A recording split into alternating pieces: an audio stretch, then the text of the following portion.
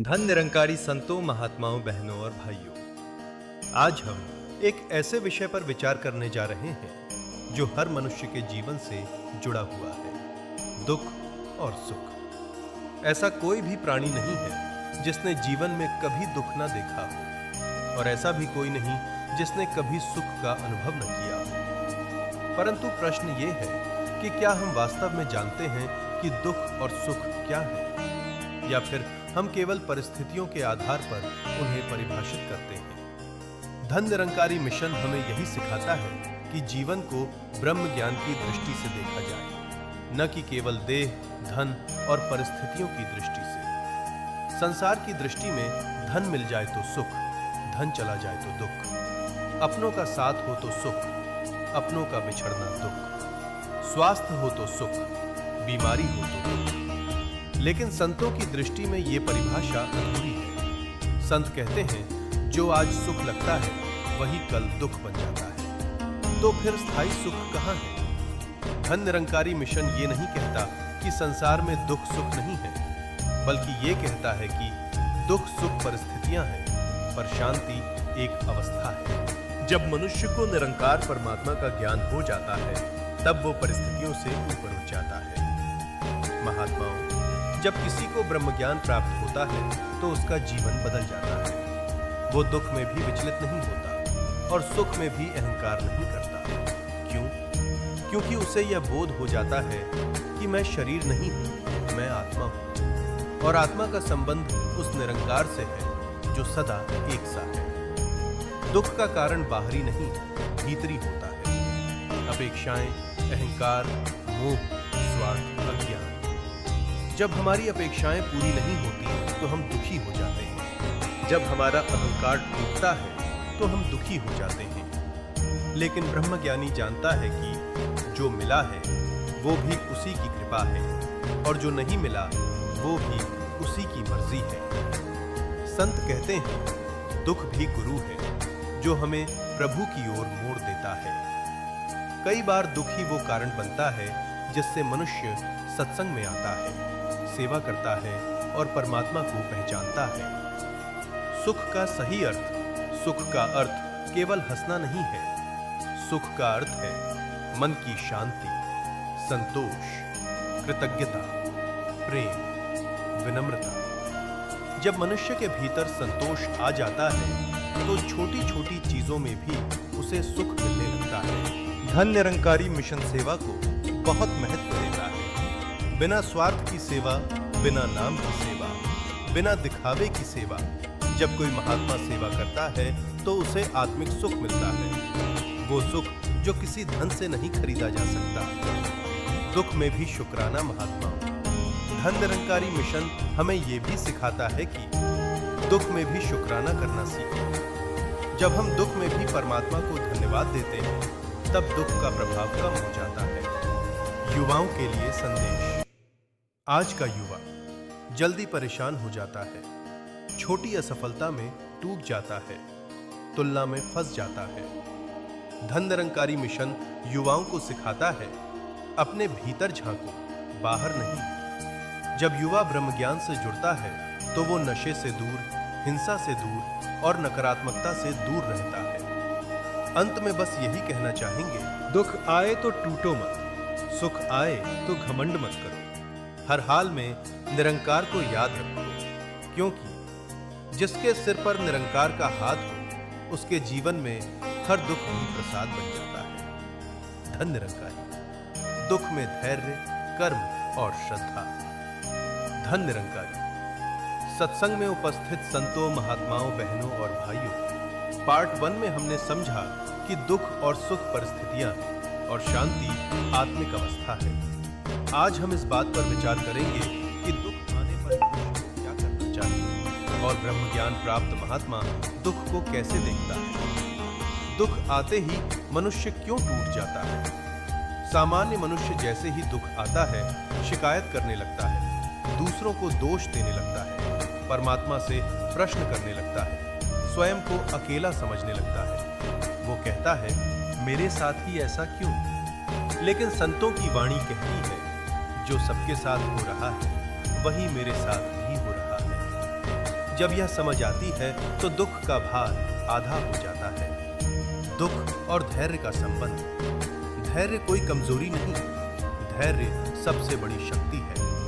धन निरंकारी मिशन सिखाता है, दुख में धैर्य रखना ही सच्ची भक्ति है। धैर्य का अर्थ यह नहीं कि दुख महसूस नहीं होगा।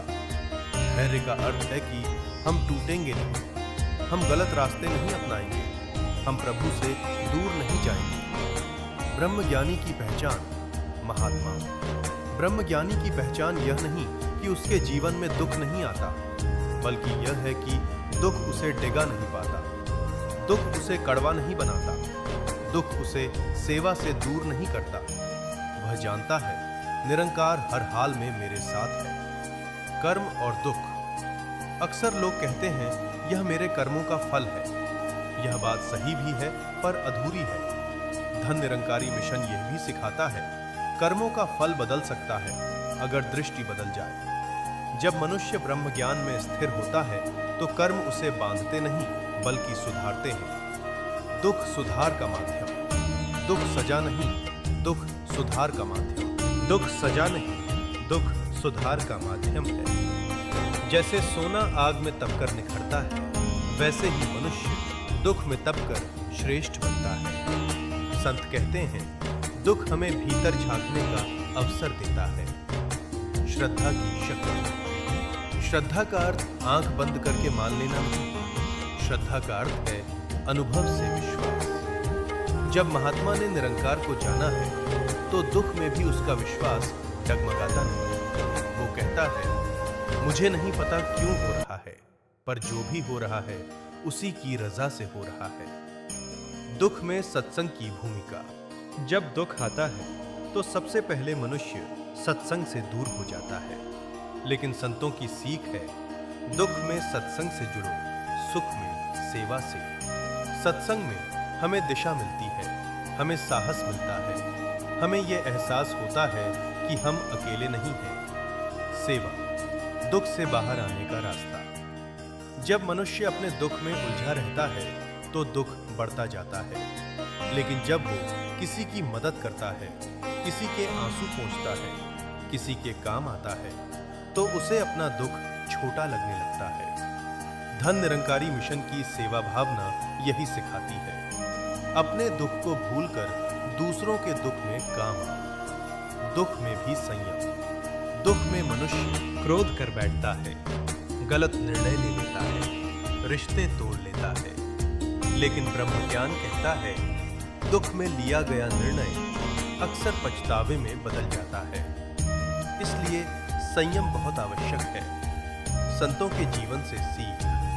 संतों के जीवन में भी अपमान आए, अभाव आए, कठिनाइयां आई, लेकिन उन्होंने कभी निरंकार को दोष नहीं दिया। वे कहते रहे तेरी रजा में राजी रहना ही भक्ति है। आज के समय में संदेश।